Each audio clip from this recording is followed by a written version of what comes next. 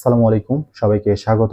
আমরা এই পর্বে কেমিক্যাল বন্ডিং পার্টের আরেকটা কেমিক্যাল বন্ড বা রাসায়নিক বন্ধন নিয়ে ডিসকাশন করব, আর সেটা হচ্ছে ভ্যান ডার ওয়ালস ফোর্স।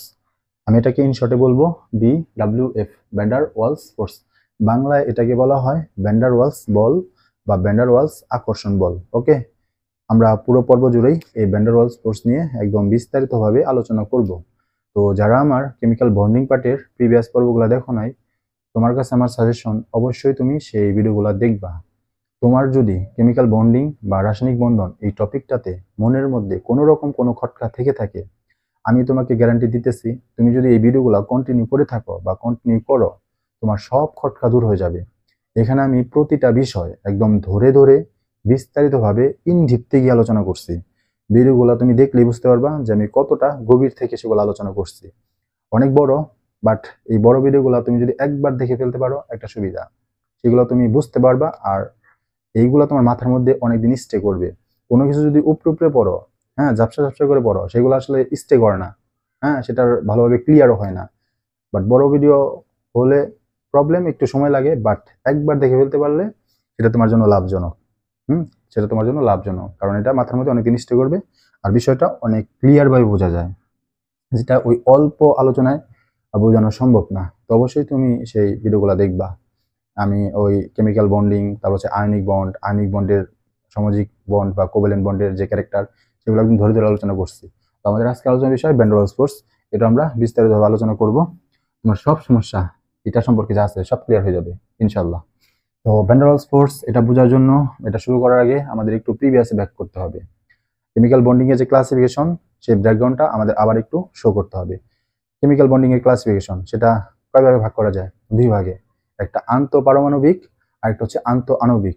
পরমাণু পরমাণুর মধ্যে যেই বন্ড সেটাকে বলে আন্তঃপারমাণবিক, আর অণু অণুর মধ্যে যে বন্ড সেটাকে বলা হয় আন্তঃআণবিক। তো আমরা লিখি, যেভাবে লিখবো ওইভাবে নোট করো। হ্যাঁ, তুমি চাইলে খাতাটা এইভাবে দেখাইতে পারো, এই যে এইভাবে লিখতে পারো, এইভাবে লিখবা, এইভাবে করে লিখবা, তাহলে দেখবা অনেক কিছু আটানো যেতেছে এই বোর্ডের মতো করে। দেখো, প্রথমে লিখবা পরমাণু পরমাণুর ভিতরে বন্ড।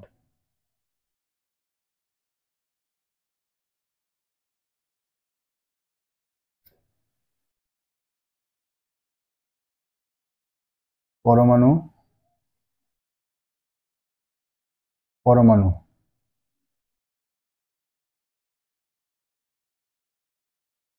পরমাণু পরমাণুর ভিতরে বন্ড সেটাকে বলে আন্তঃপারমাণবিক, ঠিক আছে।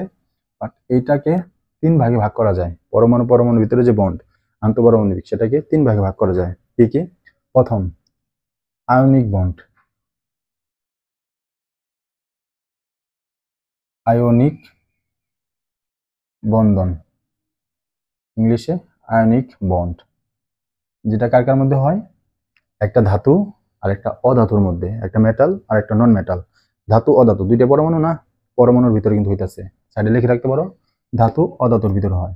এটা হচ্ছে আয়নিক বন্ড, ঠিক আছে। তারপর কি? সমযোজী বন্ধন।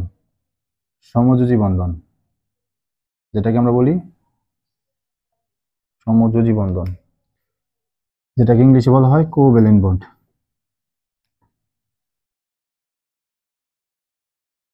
সমযোজী বন্ধন, ইংলিশে বলা হয় কোভ্যালেন্ট বন্ড। এই কোভ্যালেন্ট বন্ড বা সমযোজী বন্ধনের মধ্যে আরেকটা ক্লাসিফিকেশন আছে, সেটাকে বলা হয় ডেটিভ বন্ড। ডেটিভ বা কোঅর্ডিনেট কোভ্যালেন্ট বন্ড, সন্নিবেশ সমযোজী বন্ধন। ওই সন্নিবেশ সমযোজী বন্ধনের কেউ আমি এই সমযোজী বন্ধনের মধ্যেই ফেললাম, ওটার আলাদা করে লিখলাম না। আর তিন নম্বর হচ্ছে ধাতব বন্ধন। ধাতব বন্ধন, সমযোজী বন্ধন সেটা অধাতু অধাতু পরমাণুর মধ্যে হয়, ধাতব বন্ধন সেটা ধাতু ধাতুর মধ্যে হয়, ঠিক আছে। তো এই হচ্ছে তোমার তিনটা ক্লাসিফিকেশন পরমাণু পরমাণুর ভিতরে যে হয়। এবং প্রশ্ন, ভ্যান ডার ওয়ালস ফোর্স সেটা আসলে কোন ধরনের ক্লাসিফিকেশন? এটা এই পরমাণু পরমাণুর ভিতরে না, এটা মেনলি অণু অণুর ভিতরে হয়। তো লেখো আরেকটা ক্লাসিফিকেশন অণু অণুর ভিতরে। তার আগে এটা আমি একটু লিখে দিতে পারি, আয়নিক বন্ড এটা কার কার মধ্যে হয়? ধাতু আর অধাতু। লিখে রাখো, নোট নোট করে দিয়েছে, একদম নোটের মধ্যে লিখে রাখো। আর সমযোজী সেটা কার কার মধ্যে হয়? অধাতু আর অধাতুর মধ্যে হয়। ওকে, আর ধাতব বন্ড সেটা কি? ধাতু ধাতুর মধ্যে হয়। তাহলে সব কি পরমাণুর ভিতর হইতেছে না? হ্যাঁ, পরমাণুর ভিতর হইতেছে। ঠিক আছে, এখন আসি অণু অণুর ভিতরে বন্ড। লেখো অণু, এই একটা অণু আর একটা অণু নাও।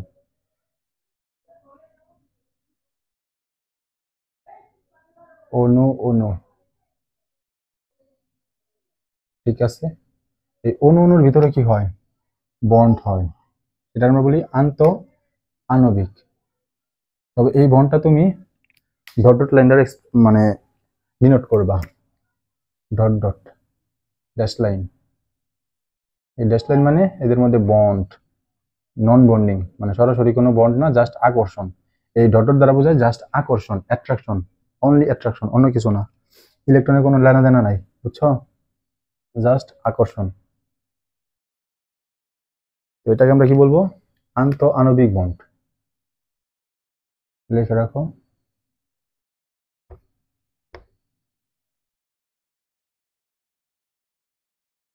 আন্ত আন্ত আন্ত আণবিক বন্ধন। ইংলিশে এটাকে কি বলা হয়? আন্ত মানে ইন্টার, আণবিক মানে মলিকুলার, আর বন্ড মানে বন্ধন মানে বন্ড বা ফোর্সও বলা হয় বন্ডকে, অন্য নামে ডাকা যায়। এটা ইংলিশে লিখে দিই আন্তঃআণবিক বন্ড। এটা কি বলবো? আন্ত মানে ইন্টার, আর আণবিক মানে মলিকুলার, আর বন্ধন এটাকে আমি বন্ডও বলতে পারি, ফোর্সও বলতে পারি। তবে ফোর্সটা অনেক ফেমাস, তাই ফোর্স লিখে দিলাম। ওকে, ইন্টারমলিকুলার ফোর্স। তো ইন্টারমলিকুলার ফোর্স, এই আন্তঃআণবিক বন্ড, এটাকে দুই ভাগে ভাগ করা যায়। একটা হচ্ছে হাইড্রোজেন বন্ড, লেখো একটা হচ্ছে হাইড্রোজেন বন্ড, হাইড্রোজেন হাইড্রোজেন বন্ধন। একটাকে বলা আমি শর্টকাটে লিখি, এইভাবে না লিখি, জাস্ট এইচ দ্বারা লিখি। একটা হচ্ছে হাইড্রোজেন বন্ড, একটা হচ্ছে হাইড্রোজেন বন্ড, বাংলায় লিখে দিই হাইড্রোজেন বন্ধন। আরেকটা তোমার হচ্ছে van der Waals force. Van der Waals force আমি শর্টকাট লিখলাম, বিস্তারিত ভাবে লিখে দিই van der Waals van der Waals বল। এই দুই ভাগে ভাগ করা যায়। এটাকে আমি হাইড্রোজেন বন্ধন, অর্থাৎ এটাকে দুই ভাগে ভাগ করতে পারো, হাইড্রোজেন বন্ধন আরেকটা কি van der Waals van der Waals বল। অর্থাৎ আন্তঃআণবিক বন্ধন দুই ভাগে ভাগ করা যায়, দুই ভাগে ভাগ করা যায়, অন্য কিছু না। তো যখন অণু অণুর মধ্যে বন্ধন আসবে সেটা কয় প্রকার? দুই প্রকার, হাইড্রোজেন আর হচ্ছে ভ্যান ডার ওয়ালস। তো এই হাইড্রোজেন ভ্যান ডার ওয়ালস তো বুঝলাম, তার আগে একটু আন্তঃআণবিক বন্ধন নিয়ে কিছু কথাবার্তা বলি। আন্তঃআণবিক বন্ধন, এটার উপরই মেনলি অণুর বা একটা কম্পাউন্ডের, একটা মলিকুলের ভৌত অবস্থা নির্ভর করে। ভৌত অবস্থা, physical state, solid, liquid, gas কোনটা হবে সেটা ডিপেন্ড করে এই আন্তঃআণবিক বন্ধনের উপর। সেটা লিখে রাখো, সুন্দর করে লিখবা। ফিজিক্যাল স্টেট, ভৌত অবস্থা,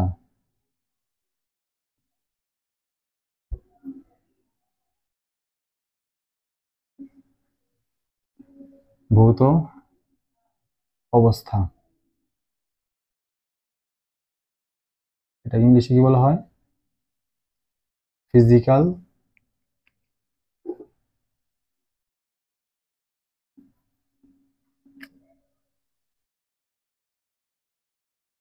ফিজিক্যাল স্টেট। এই ভৌত অবস্থা বা ফিজিক্যাল স্টেট, এটা ডিপেন্ড করে কার উপর?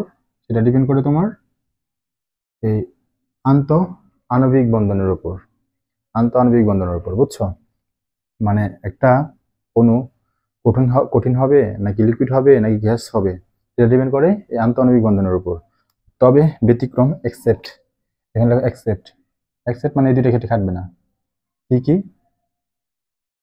এক্সেপ্ট কি কি? এক, আয়নিক কম্পাউন্ড, মানে আয়নিক যে যৌগগুলো আছে, আয়নিক কম্পাউন্ড, আয়নিক যে কম্পাউন্ড আছে, একটু ছোট করে লিখি। আমি এত মুছে দিই কিসের জন্য, মানে একদম তোমাকে আমি নোট করে দিতেছি, যেভাবে লিখতেছি ওইভাবে লিখবা। দেখো অ্যাকসেপ্ট, অ্যাকসেপ্ট মানে এটা খাটবে না, মানে এই আন্তঃআণবিক বন্ধনের উপর মলিকুলের ভৌত অবস্থা ডিপেন্ড করে না দুইটা ক্ষেত্রে। এক নাম্বার হচ্ছে ionic compound, ionic compound, ionic যে যৌগগুলো আছে সেইখানে এই আন্তঃআণবিক বন্ধন বলে কিছু নাই। আয়নিক যৌগের ক্ষেত্রে আন্তঃআণবিক বন্ধন বলে কিছু নাই, সেখানে সেফ আয়নিক বন্ডই আছে। তো আয়নিক কম্পাউন্ডের ক্ষেত্রে কোন বন্ডটা কাউন্ট হবে ভৌত অবস্থার জন্য? Ionic bond. আয়নিক কম্পাউন্ডের ক্ষেত্রে আয়নিক বন্ডই কাউন্ট হবে, বুঝছো? তা দেখবা আয়নিক যৌগের ক্ষেত্রে মেল্টিং পয়েন্ট, বয়লিং পয়েন্ট অনেক বেশি, অনেক বেশি। কারণ কি? এই আয়নিক বন্ড অনেক শক্তিশালী। দুই নাম্বার সেটা হচ্ছে giant covalent, giant covalent molecule, giant covalent molecule, বাংলায় লিখে রাখতে পারো দৈত্যকার, দৈত্যকার সমযোজী অণু, দৈত্যকার সমযোজী অণু। এই দৈত্যকার সমযোজী অণুর মধ্যেও তোমার ভৌত অবস্থা এই আন্তঃআণবিক বন্ধনের জন্য বন্ধনটা প্রযোজ্য হবে না। জিয়ান্ট কোভ্যালেন্ট মলিকুল, সেখানেও তোমার এই আন্তঃআণবিক বন্ধন নাই, সেখানে তোমার আন্তঃআণবিক বন্ধন নাই, মানে অণু অণু মধ্যে যে বন্ধন এই ব্যাপারটা নাই। তো এরকম কিছু মলিকুল আমি উদাহরণ দিতেই পারি, লিখে রাখো কয়েকটা উদাহরণ। এক, উদাহরণগুলো লিখে রাখো। এক নাম্বার, আশা করি দেখা যায়। এক নাম্বার হচ্ছে ডায়মন্ড, ডায়মন্ড। বি, সেটা হচ্ছে গ্রাফাইট, গ্রাফাইট। তারপরে আছে তোমার সি, এটা ধরো সিলিকা, সিলিকা মানে বালি, এটা সংক্ষিপ্ত জানোই, সিলিকন ডাইঅক্সাইড। এই মনোমারটা এন সংখ্যক থাকে, মানে এটা পলিমার হিসেবে থাকে। আর 4 নাম্বার আর একটা দিলাম ডি উদাহরণ, সেটা হচ্ছে জিওলাইট। এই কয়েকটা উদাহরণই বইপত্রে আমি পাইছি ফেমাস। তো এই ক্ষেত্রে এই চারটার ক্ষেত্রে মানে এইখানে একটাই অণু, যেমন ধরো এই যে একটা অণু, একটা অণু মাঝখানে ফোর্স, এটা আন্তঃআণবিক বন্ধন বলি। বা ডায়মন্ড, এটাই বিশাল বড় একটা অণু, একটাই অণু অনেক বিশাল, ওই একটা অণু থাকে। মানে এরকম দুইটা ডায়মন্ড মাঝখানে আন্তঃআণবিক বন্ধন এরকম না, ধরো এটা একটা ডায়মন্ড, এটা একটা ডায়মন্ড মাঝখানে আন্তঃআণবিক বন্ধন, এটা একটা ডায়মন্ড, এটা একটা ডায়মন্ড মাঝখানে আন্তঃআণবিক বন্ধন, এরকম না। বিশাল বড় একটা অণু, একটাই অণু, ওটাকে আমরা বলি দৈত্যকার সমযোজী অণু। সেখানে ওই সমযোজী বন্ধন ব্যতীত আর কোনো বন্ধন নাই, আন্তঃআণবিক বন্ধন বলে কিচ্ছু আসবে না। তো এই ক্ষেত্রে তোমার যে বন্ডটা কাউন্ট হবে সেটা কি? এই ক্ষেত্রে তোমার যে বন্ডটা কাউন্ট হবে সেটা কোনটা? সমযোজী, কোভ্যালেন্ট বন্ড। তো এইগুলোর দেখবা তুমি যে মেল্টিং পয়েন্ট, বয়লিং পয়েন্ট অনেক high, melting point, boiling point অনেক হাই, বুঝছো? তাহলে এই দুই ক্ষেত্রে আন্তঃআণবিক বন্ধন বলে কিচ্ছু নাই, এগুলা বইপত্রে বা এইভাবে গোছানো পাবা না। তো ভিডিওগুলো যদি তোমার হেল্প হয় তুমি অবশ্যই কি করবা, সাবস্ক্রাইব করো চ্যানেলটা। হ্যাঁ, এটা তোমার কাছে আমার হাম্বল রিকোয়েস্ট। ওকে, ঠিক আছে। এই দুইটা ক্ষেত্রে আমাদের আন্তঃআণবিক বন্ধন বলে কিচ্ছু নাই, ঠিক আছে।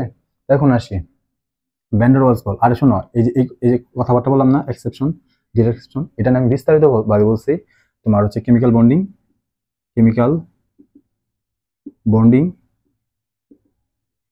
02 আর আয়নিক বন্ড 1, আয়নিক বন্ড 1 মানে একই পর্ব, একটাই প্লেলিস্ট। মানে কেমিক্যাল বন্ধনের যে 2 নাম্বার ভিডিওটা, যেটা হচ্ছে আয়নিক বন্ধনের উপর, আয়নিক বন্ধনের উপর। তো এখানে আমি এটা বিস্তারিতভাবে বলছি, সেটা তুমি দেখো, অনেক কিছু জানতে পারবা। এভাবে কেউ বলছি কিনা আমার জানা নাই। ওকে, ঠিক আছে। এখন আসি হাইড্রোজেন বন্ধন, এটাকে দুই ভাগে ভাগ করা যায়। হাইড্রোজেন বন্ধন এটাকে দুই ভাগে ভাগ করা যায়। একটা হচ্ছে আন্ত, আন্ত মানে আন্ত হাইড্রোজেন বন্ড, আর একটা হচ্ছে অন্ত হাইড্রোজেন বন্ড। আমি শর্টকাটে লিখে দিলাম। একটা হচ্ছে আন্তঃ হাইড্রোজেন বন্ড আর একটা হচ্ছে অন্তঃ হাইড্রোজেন বন্ড।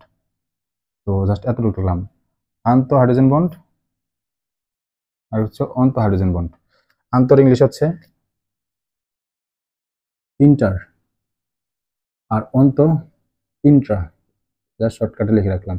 যখন এর পরের প্লেলিস্ট, এর পরের পর্বটাই হবে তোমার হাইড্রোজেন বন্ধনের উপর, তখন আমি হাইড্রোজেন বন্ধন নিয়ে বিস্তারিতভাবে বলবো। তুমি দেখলে বুঝতে পারবো আমি কতটা ডিপ থেকে আলোচনা করতেছি। ওকে, এরপর আসি ভ্যান ডার ওয়ালস ফোর্স, মানে আমাদের আজকে মেন আলোচনা van der Waals force. Van der Waals force, van der Waals force এটা কি? যত ধরনের বন্ধন আছে তার মধ্যে সব থেকে দুর্বলতম বন্ধন হচ্ছে এই ভ্যান ডার ওয়ালস ফোর্স। মনে রাখবা সব থেকে স্ট্রং ফোর্স, সব থেকে স্ট্রং সেটা হচ্ছে, সব থেকে স্ট্রং সেটা হচ্ছে তোমার এই আয়নিক বন্ধন। তারপরে যেটা স্ট্রং সেটা হচ্ছে সমযোজী। তারপরে যেটা স্ট্রং সেটা হচ্ছে ধাতব বন্ধন, ধাতব বন্ধন। এরপরে এই তিনটার পরেই পরে হাইড্রোজেন বন্ড। আর দেন হচ্ছে তোমার কি ভ্যান ডার ওয়ালস, মানে ভ্যান ডার ওয়ালস আন্তঃআণবিক বন্ধন। এই দুটো হচ্ছে সব থেকে দুর্বল। এগুলো হচ্ছে পরমাণু পরমাণু ভিত্তিক যে বন্ধন সেগুলো অনেক স্ট্রং, আর অণুর মধ্যে যে বন্ধন সেটা হচ্ছে দুর্বল।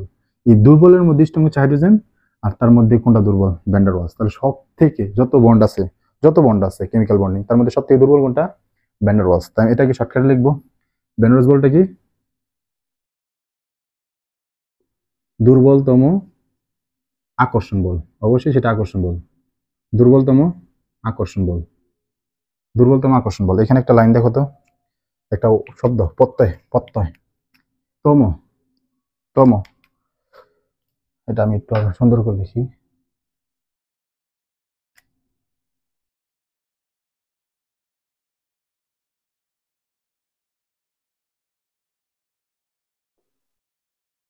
দুর্বলতম, এই যে দেখো তম, তম প্রত্যয়, তম প্রত্যয় কখন অ্যাড হয় জানো তো? একটু বাংলা বলে দিই, একটু লিখে রাখো। তৎসম শব্দের, আমার হুট করে মনে পড়লো তো তাই লিখে দিতেছি। তৎসম শব্দের অতিশায়নে, তৎসম শব্দের অতিশায়নে দুইয়ের মধ্যে, দুইয়ের মধ্যে তর আর বহুর মধ্যে তম প্রত্যয় যুক্ত হয়।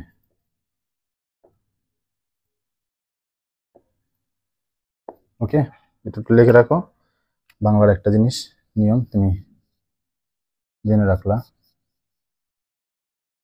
তৎসম শব্দের অতিশায়নে দুইয়ের মধ্যে তর, দুইয়ের মধ্যে তর আর বহুর মধ্যে তম।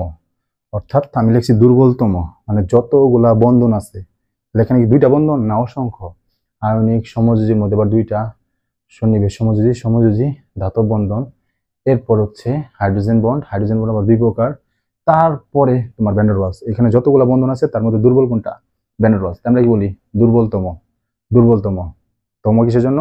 অনেকগুলা বন্ধনের মধ্যে সে দুর্বল, তাই দুর্বলতম আকর্ষণ বল। তো ভ্যান ডার ওয়ালস ফোর্সের যদি ডেফিনেশন না আসে তুমি বলতে পারবা না? হ্যাঁ বলতে পারবা। যতগুলা রাসায়নিক বন্ড আছে, যতগুলা কেমিক্যাল বন্ডিং আছে, তার মধ্যে সব থেকে দুর্বলতম যে আকর্ষণ বল সেটা কি? Van der Waals.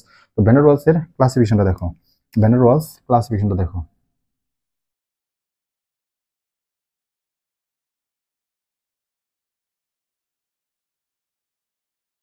Van der Waals এর ক্লাসিফিকেশন খেয়াল করো। এক নাম্বার, এটা হচ্ছে ion, ion dipole, ion dipole আকর্ষণ বল। যেভাবে লিখে নোট করো, আকর্ষণ বল, আয়ন ডাইপোল আকর্ষণ বল। তারপর হচ্ছে এটার ইংলিশ কি? আয়ন ডাইপোল, আয়নের ইংলিশ আয়নি, ডাইপোলের ইংলিশ ডাইপোল। তাহলে আয়ন ডাইপোল অ্যাট্রাকশন ফোর্স। তারপর হচ্ছে ডাইপোল, ডাইপোল, ডাইপোল ডাইপোল আকর্ষণ বল, আকর্ষণ বল, ডাইপোল ডাইপোল আকর্ষণ বল। 3 নম্বর আয়ন আবিষ্ট ডাইপোল, আয়ন আবিষ্ট ডাইপোল আকর্ষণ বল। ওটা না লিখলাম, আকর্ষণ বল বারবার লেখা ইয়া লাগে। আয়ন আবিষ্ট ডাইপোল। তারপর 4 নম্বর হচ্ছে ডাইপোল আবিষ্ট ডাইপোল, ডাইপোল আবিষ্ট ডাইপোল, আবিষ্ট ডাইপোল। 5 নম্বর হচ্ছে লন্ডন বা বিস্তরণ। বিস্তরণের ইংলিশটা হচ্ছে ডিসপারশন, এটা লিখে রাখো। বিস্তরণের ইংলিশ হচ্ছে ডিসপারশন, ডিসপারশন। লন্ডন বা বিস্তরণ বা ডিসপারশন ফোর্স, এই হচ্ছে 5 প্রকার। এইটা হচ্ছে তোমার কি 5 প্রকার ভ্যান ডার ওয়ালস ফোর্স, এটা হচ্ছে ক্লাসিফিকেশন। তো এই ক্লাসিফিকেশন নিয়ে কেমিস্ট বা সায়েন্টিস্টদের মধ্যে একটু মতভেদ আছে, কিছু রেফারেন্স বইয়ে ভিন্ন ভিন্ন আছে। এটা হচ্ছে সর্বজনীন মতবাদ যে আন্তঃনিক বন্ধন দুইভাবে ভাগ করা যায়। তবে এই যে ডাইপোল ডাইপোল আকর্ষণ বল আছে না, ডাইপোল ডাইপোল আকর্ষণ বল, এটাকে কিছু বই আলাদাভাবে ভাগ করা হয়েছে। ডাইপোল ডাইপোল আকর্ষণ বল এটাকে কিছু বই আলাদাভাবে ভাগ করা হয়েছে, মানে ইন্টারমলিকুলার ফোর্স, বুঝছো, এটাকে আলাদাভাবে ক্লাসিফিকেশন করা হয়েছে, মানে এটা আরেকটা প্রকারভেদ। মানে আন্তঃনবিক বন্ধন বা আন্তঃনবিক ফোর্স 3 প্রকার, হাইড্রোজেন, ভ্যান ডার ওয়ালস আর হচ্ছে কি ডাইপোল ডাইপোল, এইভাবে ভাগ করেছে। কিন্তু সর্বজনীন মত হচ্ছে ডাইপোল ডাইপোল আকর্ষণ বল এটা ভ্যান ডার ওয়ালসের মধ্যে পড়ছে। ঠিক আছে, ওকে। তো আমরা এখন আসি ভ্যান ডার ওয়ালস ফোর্সের ডেফিনিশনে। তুমি 19 যেটা পড়ছো, আগে আসো, তুমি 19 কি পড়ছো? 19 তুমি কি পড়ছো? 19 কি পড়ছো দেখো, 19 কি পড়ছো? প্রথমত তোমার মনে করে দেখো যে এটা ধরো একটা অপোলার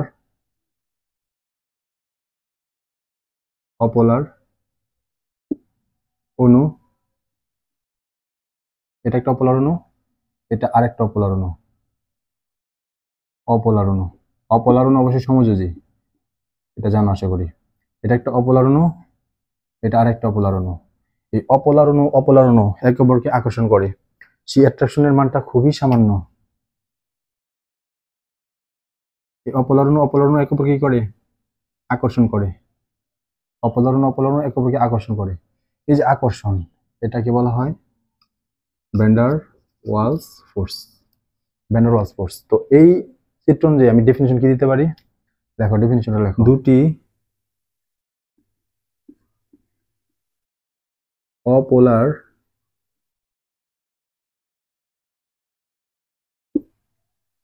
সমযোজী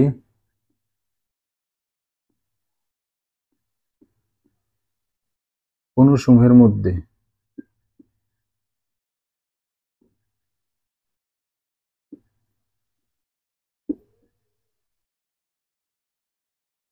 বিদ্যমান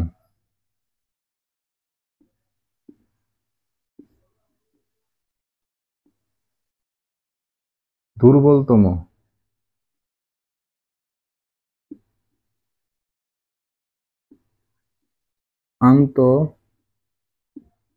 আণবিক আকর্ষণ বলকেই ভ্যান ডার ওয়ালস বল বলা হয়। এটা হচ্ছে তোমার ভ্যান ডার ওয়ালস বলের ডেফিনেশন। এই ডেফিনেশনটা তুমি অবশ্যই শিখছো, কোনো গাইড বই দেখছো বা কোনো না কোনো টিচার পড়াইছে, বা 9-10 এই ডেফিনেশনটা আমরা পড়ছি, তাই না? এই ডেফিনেশন নিয়ে এত কথা কেন বললাম? কারণ হচ্ছে এই ডেফিনেশনটা তোমার 100% রাইট না। তুমি বাবা কি বলে এইগুলা, ভুল বলতেছি নাকি? না, আমি যা পড়াইতেছি এগুলো অনেক জেনে শুনে পড়াইতেছি, এখানে ভুল কিছু পড়ানো হচ্ছে না, এতটুকু তুমি বিশ্বাস রাখতে পারো। তো এই ডেফিনেশনে কি বলা হয়েছে? এই যে একটা অপোলার অণু, এই যে আরেকটা অপোলার অণু, এই দুইটা অপোলার অণুর মধ্যে যে বিদ্যমান আন্তঃআণবিক আকর্ষণ বল সেটা হচ্ছে দুর্বল, আর এটাকে কি বলা হয়? ভ্যান ডার ওয়ালস বল বলা হয়। এটা কি ভ্যান ডার ওয়ালস বল না? হ্যাঁ, এটা ভ্যান ডার ওয়ালস বল, বাট এটা একমাত্র ভ্যান ডার ওয়ালস বল না। এটা হচ্ছে ভ্যান ডার ওয়ালস বলের যে পাঁচ প্রকারের প্রকারভেদ আছে, তার মধ্যে একটা। অপোলার অণুর মধ্যে যে বিদ্যমান আন্তঃআণবিক আকর্ষণ বল সেটা ভ্যান ডার ওয়ালস বল, বাট সেটা ওই 5 প্রকারের মধ্যে এক প্রকার। কোনটা? এই লন্ডন বা বিস্তরণ বল। এই অপোলার মধ্যে লিখে রাখো, অপোলার ইংলিশ কি? অপোলার ইংলিশ হচ্ছে নন পোলার। এই নন পোলার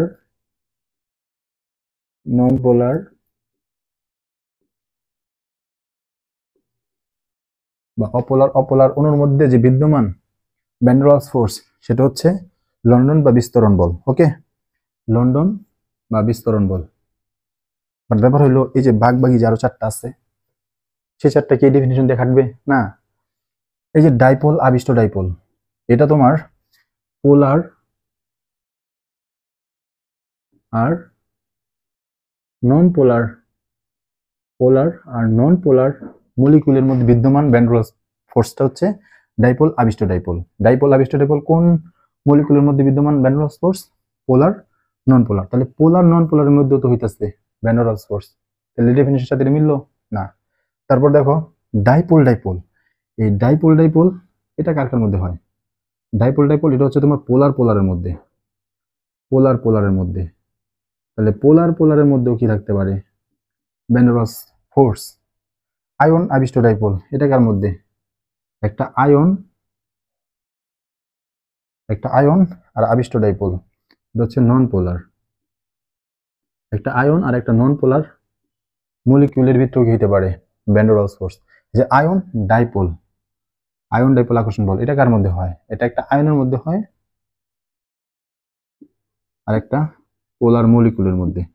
আয়ন আর পোলার মলিকুলের মধ্যে আয়ন ডাইপোল আকর্ষণ বল হইতে পারে। তাহলে তুমি যে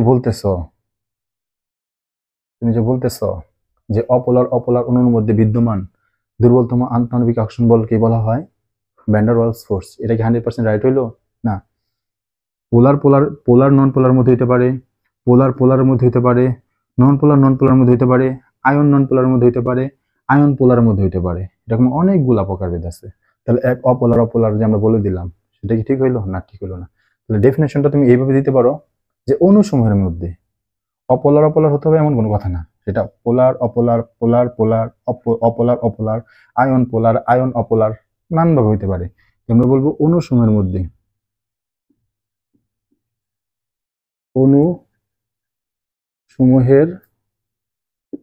মধ্যে বিদ্যমান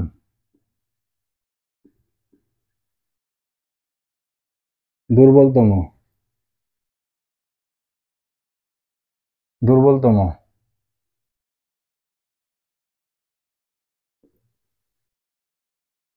আন্তঃআণবিক আকর্ষণ বল, আকর্ষণ বল যা অণুর,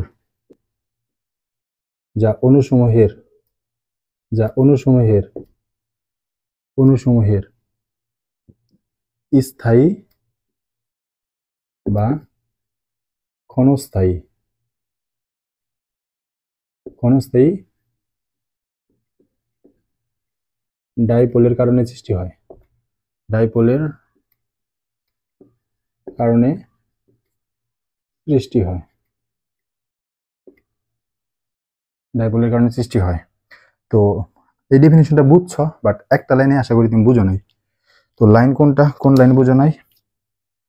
অণুসমূহের মধ্যে বিদ্যমান দুর্বলতম আন্তঃআণবিক আকর্ষণ বল যা অণুসমূহের স্থায়ী বা ক্ষণস্থায়ী ডাইপোলের কারণে সৃষ্টি হয়। স্থায়ী ক্ষণস্থায়ী ডাইপোলের কারণে সৃষ্টি হয় এটা তুমি বুঝো নাই। তো এটা আমরা দেখবো এই প্রত্যেকটাই ভ্যান ডার ওয়ালস ফোর্স ধরে ধরে উদাহরণ দিয়ে বুঝাইতেছি, সমস্যা নাই, তখন তুমি বুঝে যাবা এটার মানে কি। বাট এটা হচ্ছে পিওর ডেফিনেশন, একদম 100% পিওর। তাহলে যদি কতে আসে বা জ্ঞানমূলক প্রশ্ন আসে যে ভ্যান ডার ওয়ালস ফোর্স কি, তখন তুমি এটা দিবা। অণুসমূহের মধ্যে বিদ্যমান দুর্বলতম আন্তঃআণবিক আকর্ষণ বল যা অণুসমূহের স্থায়ী বা ক্ষণস্থায়ী ডাইপোলের কারণে সৃষ্টি হয়। তো এটা তুলে নাও, একটা স্ক্রিনশট দিয়ে রাখো। এই যে এতক্ষণ ভিডিও করলাম না, কতক্ষণ হবে? খুব একটা তো সময় না। এই অল্প সময়ের মধ্যেই তোমার 2বার কারেন্ট চলে গেছে, বুঝছো? 2বার কারেন্ট চলে গেছে। এই যে মাঝখানে ক্রপ দেখলা না, এই কারেন্ট চলে যাওয়ার কারণে। তো বুঝতে পারতেছো মানে এক ভিডিও করতে চাই কি পরিমাণ কষ্ট হইলো। তো যদি উপকার হয় চ্যানেলটা কিন্তু অবশ্যই সাবস্ক্রাইব করবা, এটা আমার তোমার কাছে রিকোয়েস্ট। তো স্ক্রিনশট দিয়ে নাও বা নোট করে নাও।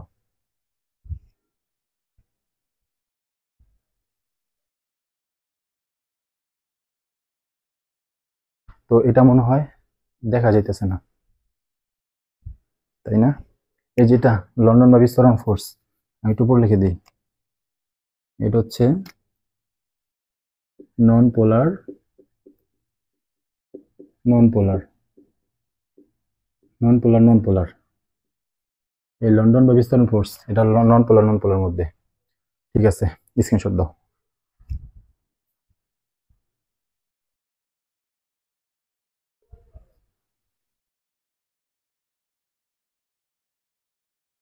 এরপর আসো ভ্যান ডার ওয়ালস ফোর্সের ক্লাসিফিকেশনে। প্রথম ক্লাসিফিকেশন আয়ন ডাইপোল আকর্ষণ বল। আয়ন ডাইপোল আকর্ষণ বল।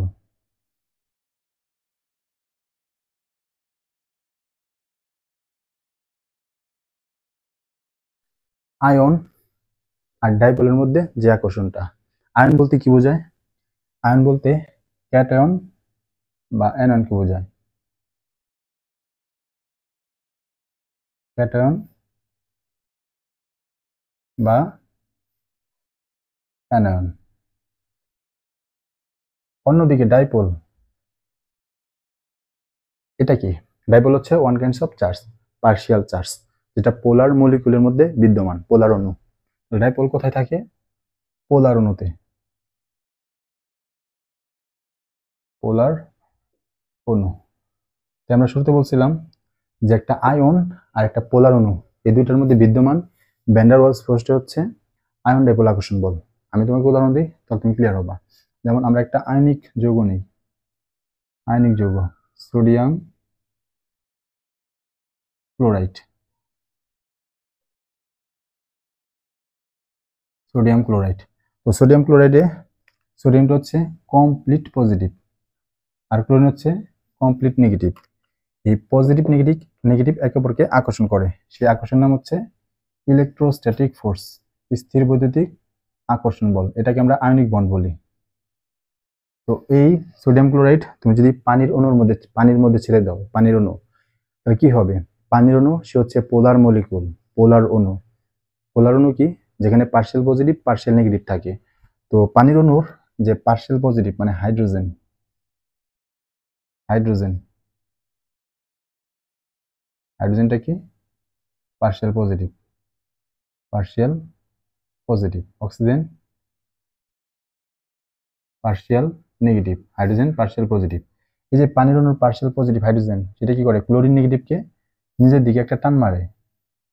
অন্যদিকে আবার যে সোডিয়াম পজিটিভ, সেটাকে পানির অণুর negative oxygen partial negative dipole, এ কি করে? হাইড্রোজেনটা পার্শিয়াল পজিটিভ, পানির অণুর যে ডাইপোল নেগেটিভ, সেটা সোডিয়াম পজিটিভকে টান দেয়। তাহলে সোডিয়ামকে টান দিতেছে অক্সিজেন আর ক্লোরিনকে টান দিতেছে হাইড্রোজেন। তাহলে সোডিয়ামকে টান দিতেছে, ক্লোরিনকে টান দিতেছে, তাহলে এই বন্ডটা কি যাবে? ইলেকট্রোস্ট্যাটিক ফোর্স এটা ছিন্ন হয়ে যাবে, অর্থাৎ তারা দূরে দূরে চলে যাবে। ধরো এইখানে সোডিয়াম গেল, সোডিয়াম পজিটিভ, একটু নিচে লিখি,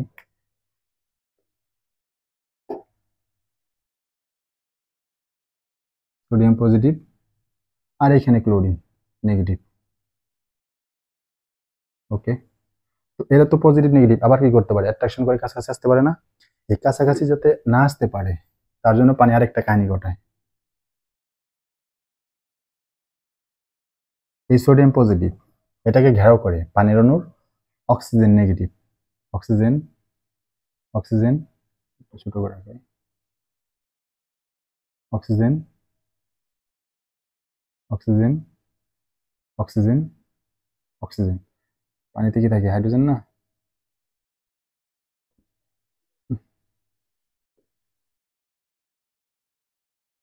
পানি আঁকাইতেছে আর কি।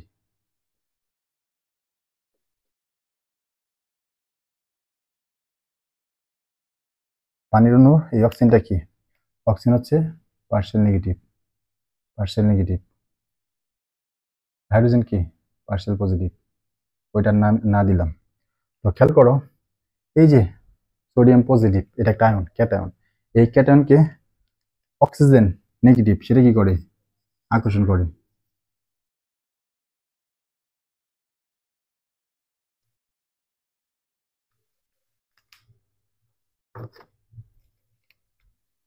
এই ক্যাটায়ন পজিটিভ অ্যানায়ন নেগেটিভ কি করে আকর্ষণ, cation positive oxygen partial negative আকর্ষণ, cation positive oxygen negative partial negative আকর্ষণ আকর্ষণ।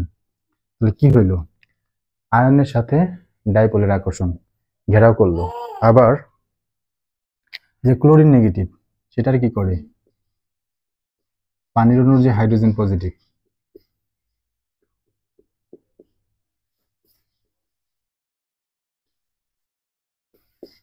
হাইড্রোজেন কি পার্শিয়াল পজিটিভ না,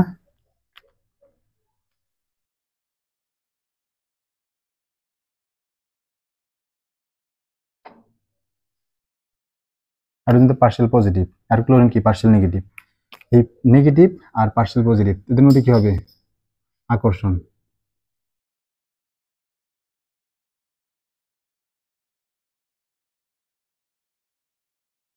তাহলে কি ঘটনা ঘটলো দেখো তো, আয়নের সাথে ডাইপোলের আকর্ষণ, আয়নের সাথে ডাইপোলের আকর্ষণ, ক্যাটায়ন পজিটিভ আয়ন তার সাথে নেগেটিভ ডাইপোলের আকর্ষণ, অ্যানায়ন নেগেটিভ আয়ন তার সাথে পজিটিভ ডাইপোলের আকর্ষণ। এই পার্শিয়াল চার্জকে বলা হয় ডাইপোল, বুঝছো?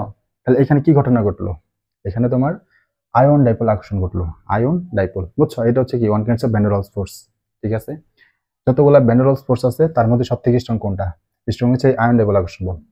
এটা বোঝাইতে পারছি উদাহরণ দিয়ে। তারপর 2 নাম্বার আসো, 2 নাম্বার সেটা কি, ডাইপোল ডাইপোল আকর্ষণ বল।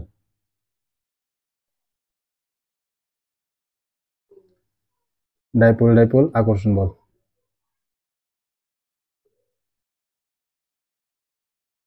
সারাউন্ডিং নয়েজের জন্য আমি দুঃখিত, তো এটা নেগলেক্ট করে একটু ভিডিওটা কন্টিনিউ করো। ডাইপোল ডাইপোল আকর্ষণ বল, ডাইপোলের কোন যৌগের মধ্যে বিদ্যমান, পোলার। তো ডাইপোল থাকবে কোথায়, পোলার অণুতে, পোলার অণুতে। এটা তো ডাইপোল, তার মানে কোথায় থাকবে, পোলার অণুতে। পোলার অণু কোনটা এটা তো জানোই, ওই যেখানে পার্শিয়াল পজিটিভ পার্শিয়াল নেগেটিভ থাকে। তো এরকম দুইটা উদাহরণ নেই, পোলার অণু পোলার অণুর মধ্যে যেটা যেটা থাকে, ধরো এই যে HCl নিলাম,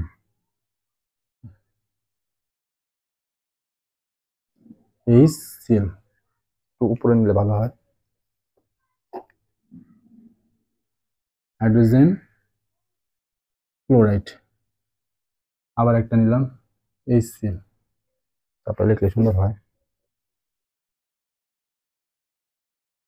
হাইড্রোজেন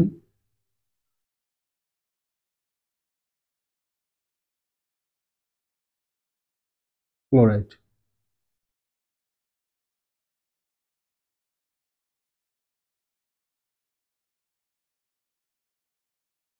হাইড্রোজেন ক্লোরাইড। দেখো HCl একটা পোলার অণু, HCl মানে HCl পোলার অণু। তো এখানে কি হয়, এই যে হাইড্রোজেন আছে না, হাইড্রোজেন তার ইলেকট্রোনেগেটিভিটি থেকে ক্লোরিন ইলেকট্রোনেগেটিভ বেশি, তাই কি করে এই সমযোজী বন্ধনের শেয়ারকৃত ইলেকট্রন ক্লোরিন তার নিজের দিকে টান দেয়, তাই ক্লোরিন হয়ে যায় পার্শিয়াল নেগেটিভ, হাইড্রোজেন হয়ে যায় পার্শিয়াল পজিটিভ।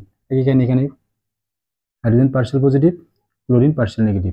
তো এই যে ইলেকট্রন নেগেটিভিটি ডিফারেন্স কত থাকলে এই টানাটানির ঘটনাটা ঘটবে, টানাটানির ঘটনা ঘটে যে partial positive partial negative charge সৃষ্টি হবে, কতটুকু ইলেকট্রন নেগেটিভিটি ডিফারেন্স থাকলে, সেটা হচ্ছে লিখে রাখো del EN, electronegativity difference সেটা হচ্ছে 0.5 থেকে 1.9 এর ভিতর হইলে, 0.5 থেকে 1.9 এর ভিতর হইলে partial positive partial negative charge সৃষ্টি হবে। তো এখানে হাইড্রোজেনের ইলেকট্রন নেগেটিভিটি হচ্ছে 2.1 আর ক্লোরিন হচ্ছে 3। তো দেখো 0.5 থেকে 1.9 এর ভিতরে পড়ছে কিনা, 3 থেকে 2.1 বাদ দাও, অবশ্যই পড়ছে। তো এখন কি হবে দেখো, এই যে ক্লোরিন নেগেটিভ পার্শিয়াল নেগেটিভ, এটা অন্য কালিতে দেখাই,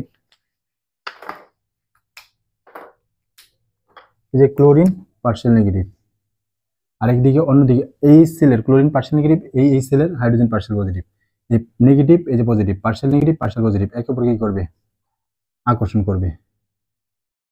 তাহলে এই যে HCl, এই যে একটা HCl, এই যে আরেকটা HCl, অ্যাট্রাকশন হইলো, আকর্ষণ হইলো, হ্যাঁ তারা আন্তঃনালিক আকর্ষণ বল সৃষ্টি করলো কিসের মাধ্যমে, এই যে ডাইপোল আর এই যে ডাইপোল, ডাইপোল ডাইপোল আকর্ষণ বলের মাধ্যমে। এটাকে আমরা কি বলবো, এটাকে আমরা বলবো সেই ডাইপোল ডাইপোল আকর্ষণ বল। এটাই আমরা কি ডাইপোল ডাইপোল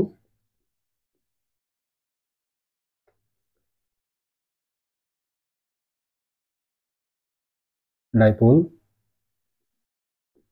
ডাইপোল আকর্ষণ বল। আকর্ষণ বল মাথায় রাখো। তাহলে ডাইপোল ডাইপোল আকর্ষণ বল এটা কি? একটা পোলার অণুর পার্শিয়াল নেগেটিভ ডাইপোল আর একটা পোলার অণুর পার্শিয়াল পজিটিভ ডাইপোল পাশাপাশি যেটা, তাদের মধ্যে যে ইলেকট্রোস্ট্যাটিক ফোর্স, এটা কিন্তু electrostatic force, electrostatic force, electrostatic force, এই ফোর্সটা হচ্ছে কি ডাইপোল ডাইপোল আকর্ষণ বল। আশা করি তুমি এই 2 নম্বর ক্লাসিফিকেশনটা বুঝছো। তারপরে 3 নম্বরে আসো।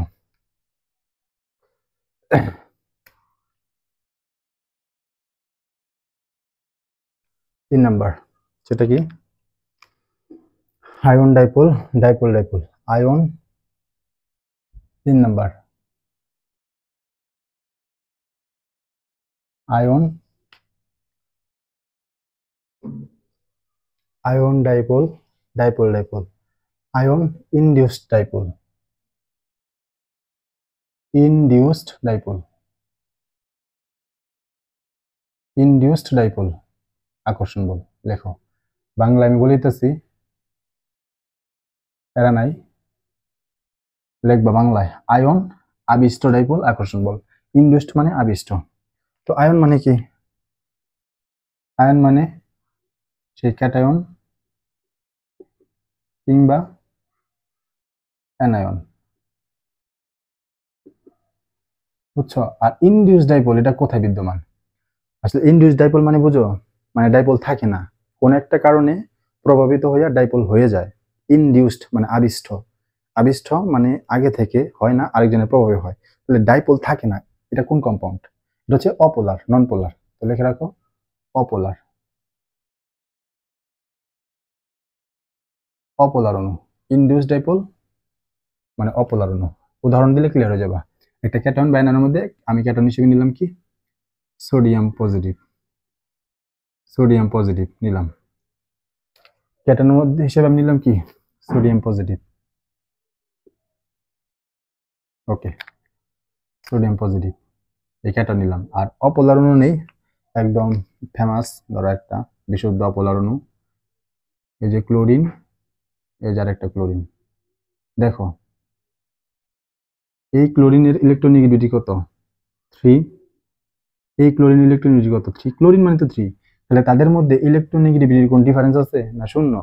মানে কারো সবার মানে দুইজনের তড়িৎ পাওয়ার কি সমান। তাহলে এই যে শেয়ারকৃত ইলেকট্রন জোড় কারো দিকে যাবে? কারো দিকে যাবে না, মাঝামাঝি থাকবে। মানে এই ক্লোরিনের মধ্যে কোনো পার্শিয়াল পজিটিভ নেগেটিভ নাই, এর মধ্যে কিছু নাই, একদম পিওর আর সমযোজী অপোলার। পোলার মানে কি যে ইলেকট্রন টানাটানি ঘটনা ঘটবে, হাইড্রোজেন থেকে ইলেকট্রন টান দিল, থেকে টান দিল ক্লোরিন, তাই ক্লোরিন হচ্ছে পার্শিয়াল নেগেটিভ আর হাইড্রোজেন হচ্ছে পার্শিয়াল পজিটিভ। হাইড্রোজেনের ক্ষমতা কম আর ক্লোরিনের ক্ষমতা বেশি, তাই টান দিতে পারছে। এখানে ক্লোরিন দুজনে তো ক্লোরিন, তাহলে দুজনের ক্ষমতা সমান, তাহলে কেউ কারো ইলেকট্রন টান দিতে পারবে? টান দিতে পারবে না, তাই পজিটিভ নেগেটিভ সৃষ্টি হবে না। এটা হচ্ছে পিওর সমযোগ, যেটা আমরা অপোলার অণু বলি। তাহলে দেখো তো এ তো পজিটিভ আর এর মধ্যে কোনো চার্জ নাই, তাহলে কেমন আকর্ষণ হয়? হ্যাঁ হয়। একটা ঘটনা বলি, ঘটনা শুনলে তুমি বুঝতে পারবা। ধরো তুমি যখন ইউনিভার্সিটির ফার্স্ট ইয়ারে উঠবা, তখন একটা ঘটনা ঘটে। কি ঘটনা ঘটে? ধরো এই ক্লোরিন দুইজন বান্ধবী, একদম সেই লেভেলের বান্ধবী। এরা প্রতিজ্ঞা করছে যে আমরা কোনো ধরনের রিলেশনশিপ মানে প্রেম ঘটিত কাহিনীতে ইনভলভ হব না।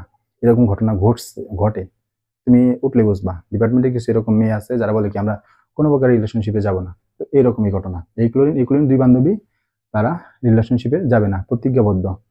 ঠিক আছে, বাট ঘটনাটা ঘটে কি, এই যে সোডিয়াম পজিটিভ, সে হচ্ছে ক্লাসের ফার্স্ট বয়, ক্লাসের ফার্স্ট বয়, সেই লেভেলের হ্যান্ডসাম। তো ওই হ্যান্ডসাম ছেলেকে দেখে এই যে বান্ধবী, দুই বান্ধবীর মধ্যে একজন বান্ধবী সে আবিষ্ট হয়ে গেছে, ইনডিউসড হয়ে গেছে। মানে সে বলছিল কি আমি কোনো প্রকার ইন্টারাকশনে যাব না, কোনো প্রকার প্রেম টেমে যাব না। বাট কথা কিন্তু তারা রাখে না, হয়ে যায়। তুমি দেখবা ইউনিভার্সিটিতে উঠলে যে বড় মেয়ে, তুমি কখনো কল্পনা করতে পারবে না যেটা, তোমার কখনো মনে হবে না যেটা প্রেম টেম করবে না। বাট দেখবা এরাও কি করে, প্রেমে ইনভলভ হয়ে যায়। ইউনিভার্সিটির এনভায়রনমেন্ট এইরকম, বুঝছো? যে প্রতিজ্ঞা করে আসে যে না আমি ইউনিভার্সিটিতে উঠে একদম সলিড থাকবো, সলিড থাকে না, হয়ে যায়। তো সিমিলারতে এই দুই বান্ধবী প্রতিজ্ঞা করছিল তারা রিলেশনশিপ যাবে না, বাট কি হলো, এই ছেলেটা সেই লেভেলের হ্যান্ডসাম, একে দেখে এই ক্লোরিন কি হয়ে গেছে নেগেটিভ, মানে ইনডিউসড হয়ে গেছে। কেমন? এখন এই ক্লোরিন এই সোডিয়ামের সাথে প্রেমে ইনভলভ হইতে চাইতেছে, অ্যাট্রাকশন যাইতে চাইতেছে, বাট এর সাথে অ্যাট্রাকশন হইতে হলে এই ক্লোরিন কি হতে হবে, নেগেটিভ হতে পারে, কারণ পজিটিভ সাথে নেগেটিভ কি করে অ্যাট্রাকশন যায়। তাই কি করবে, এই ক্লোরিন বলবে এই বান্ধবীরে যে বান্ধবী আমার কিছু ইলেকট্রন দে, কেন, কারণ আমি নেগেটিভ হবো, নেগেটিভ হইলে আমি এর সাথে কি করতে পারবো, ইন্টারাকশনে যাইতে পারবো। তো বান্ধবী মানুষ কি করলো, ইলেকট্রন দিল, সে এগুলো পার্শিয়াল নেগেটিভ, এগুলো পার্শিয়াল পজিটিভ, দেন এই যে পজিটিভ নেগেটিভ এদের মধ্যে কি হবে, এই পজিটিভ নেগেটিভ মধ্যে ইন্টারাকশন হবে, সেই ইন্টারাকশন কি বলা হয়, electrostatic force, electrostatic attraction force, electrostatic attraction force, okay. তো এইটাকে বলা হয় কি, আয়ন ইনডিউস ডাইপোল আকর্ষণ। ডাইপোল কি ছিল আগে থেকে যোগের মধ্যে, এই অণুর মধ্যে না, প্রভাবিত হয়ে কি হয়েছে, ডাইপোল সৃষ্টি হয়েছে। ইনডিউসড মানে প্রভাবিত হওয়া, আবিষ্ট হওয়া, এটা হচ্ছে কি এই আয়ন ইনডিউস ডাইপোলের এক্সাম্পল। তারপর আসো 4 নাম্বার, এটা হচ্ছে ডাইপোল ইনডিউস ডাইপোল বা ডাইপোল আবিষ্ট ডাইপোল, বাংলায় আকর্ষণ বল, ওটা না লিখলাম। তো ডাইপোল কোন অণুর মধ্যে থাকে, ডাইপোল থাকে হচ্ছে পোলার অণুর মধ্যে। আর ইনডিউস ডাইপোল বুঝতেছি তো, মানে ডাইপোল থাকে না, ইনডিউসড হয়ে ডাইপোল হয়। ডাইপোল থাকে না এরকম কি অপোলার অণু। তো উদাহরণ নাও, পোলার অণু আর অপোলার অণুর মধ্যে বিদ্যমান ভ্যান ফোর্স কি, ডাইপোল ইনডিউস ডাইপোল। এটা এক্সাম্পল কি, যেমন একটা পোলার অণু নেই, আগে যেটা নিয়েছিলাম HCl, ওইরকম নিলাম, HCl নিলাম, HCl, আর একটা অপোলার অণু ওই আগের মতোই নিলাম, ক্লোরিন, যেটা কি অপোলার। তো এখানে হাইড্রোজেন আর ক্লোরিনের মধ্যে ইলেকট্রন ডিফারেন্স আছে, এটা 2 এটা 3, তো কি করবে, ইলেকট্রন টান দিবে, হয়ে যাবে পার্শিয়াল নেগেটিভ, হয়ে যাবে পার্শিয়াল পজিটিভ। তো এই যে দেখো পার্শিয়াল নেগেটিভ, এর দেখে এই ক্লোরিন কি হয়ে যাবে, ইনডিউসড হয়ে যাবে, অ্যাট্রাকশন যাইতে চাইবে, তাই সে কি হয়ে যাবে, সে পজিটিভ হইতে যাবে, পজিটিভ, কারণ এর সাথে অ্যাট্রাকশন যেতে হলে যেহেতু নেগেটিভ, এ হতে হবে পজিটিভ, আর পজিটিভ হইতে হলে এর যে ইলেকট্রন কারি দিতে হবে, এই ক্লোরিন দিতে হবে, সে নিজে নিজে দিয়ে দিবে, দিয়ে সে হয়ে যাবে পার্শিয়াল নেগেটিভ, আর এই হয়ে যাবে পার্শিয়াল পজিটিভ। এই যে নেগেটিভ, এই যে পজিটিভ, একে অপরকে কি করবে, আকর্ষণ করবে। এটাকে কি বলবো আমরা, ডাইপোল ইনডিউসড ডাইপোল। এটা হচ্ছে আগে থেকে ডাইপোল ছিল, এখানে ডাইপোল ছিল না, বাট ইনডিউসড হয়ে, আবিষ্ট হয়ে, প্রভাবিত হয়ে ডাইপোল হয়েছে। তো এইটাকে বলা হয় ডাইপোল ইনডিউসড ডাইপোল বা ডাইপোল আবিষ্ট ডাইপোল আকর্ষণ বল। হচ্ছে 4 প্রকার, 5 প্রকার, 5 নাম্বার লাস্ট সেটা কি দেখো, এটা হচ্ছে লন্ডন, বাংলায় লন্ডনই বলা হয়, বা বিস্তরণ, এটাকে ইংলিশ বলা হয় ডিসপারশন, লন্ডন বা বিস্তরণ বল, তো লন্ডন বা বিস্তরণ বলটা কি, এটাকে তোমরা কি করো, ওই ইয়ার ডেফিনেশন দাও, ভ্যান ডার ওয়ালস ফোর্সের ডেফিনেশন দাও, যে অপোলার অণুর মধ্যে যে হয়। তো লন্ডন বা বিস্তরণ বল কার মধ্যে হয়, অপোলার আর অপোলার অণুর মধ্যে, অপোলার অণু, এই দুটার মধ্যে কি হয়, যে আকর্ষণ বলটা কাজ করে। দেখো তো আমি একটা অপোলার অণু নেই, যেমন ধরো ব্রোমিন, নিলাম, চাপে লিখি ব্রোমিন, একটা অণু না, ব্রোমিন মানে কি Br2, ব্রোমিন মানে কি Br2, আর একটা Br2 নেই, ব্রোমিন, বুঝছো, এটাও Br2, এটাও Br2, এটাও কি Br2, মানে একটা মলিকুল। দেখো তো এই Br2 কে কেন আকর্ষণ করবে, যতগুলো আকর্ষণ দেখছো, আকর্ষণ মানে কি পজিটিভ নেগেটিভ, মনে রাখো আকর্ষণ হতে হলে অবশ্যই পজিটিভ নেগেটিভ থাকতে হবে। তাহলে এই যে ব্রোমিন, আরেকটা ব্রোমিন, ব্রোমিন কিন্তু লিকুইড অবস্থায় থাকে, তরল অবস্থায়। তরল মানে কি, অণুগুলা কাছাকাছি থাকে, সলিডে অণুগুলা আরো কাছাকাছি থাকে, গ্যাসে দূরে দূরে থাকে। তো ব্রোমিন ব্রোমিন এ একটা অণু, এ একটা অণু, এরা যদি তরল অবস্থায়, তার মানে ব্রোমিন ব্রোমিন কাছাকাছি থাকবে। কাছাকাছি থাকতে হলে কি করতে হয়, একে অপরকে আকর্ষণ করতে হয়। তো এই ব্রোমিন ব্রোমিনে তো আকর্ষণ আছে, এটা একদম পরীক্ষিত। বাট এই ব্রোমিন ব্রোমিনের মধ্যে কোনো পজিটিভ নেগেটিভ নাই, এটার মধ্যে কোনো পজিটিভ নেগেটিভ নাই। দেখো, এ তো অপোলার, এও অপোলার। এমন না এটা পোলার, এখানে কিছু পোলার আছে, পোলার কিছু আছে, এটা ইনডিউসড হয়ে এখানে পোলার হইলো। ধরো এটা অপোলার, এটা পোলার, এটা অপোলার। তাহলে এই পোলারের কারণে ইনডিউসড এখানে পোলার হইতে পারে। বাট এও অপোলার, এও অপোলার। তাহলে এইখানে কেমনে পজিটিভ নেগেটিভ হয়? পজিটিভ নেগেটিভ হতেই হবে। আকর্ষণ হইতে হলে কি পজিটিভ থাকতে হবে। যতগুলো দেখলাম দেখলাম না যে negative positive, negative positive, positive negative, positive negative, negative positive. তাহলে নেগেটিভ পজিটিভে আকর্ষণ হইতেছে। এইখানে নেগেটিভ পজিটিভ কোত্থেকে আসলো বলো? এই একটা ব্রোমিন অণু, এর একটা ব্রোমিন অণু, এখানে অবশ্যই কি আছে, আকর্ষণ। অবশ্যই আকর্ষণ আছে, বাট সে আকর্ষণটা কেমনি হয়, কেমনে হয় বলো? অবশ্যই পজিটিভ থাকতে হবে। হাউ, কিভাবে বলো? ভিডিওটা পজ করে চিন্তা করো, ভিডিওটা পজ করে চিন্তা করো, ভিডিওটা পজ করে চিন্তা করো, একটু চিন্তা করো। যদি পারো কমেন্টে লেখো ভিডিওটা পজ করে, কি মনে হয় তোমার বলো?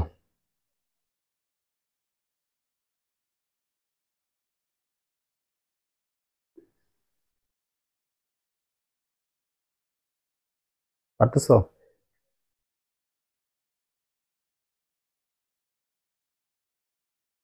দেখো আমরা একটু বলি কেমনে হয়।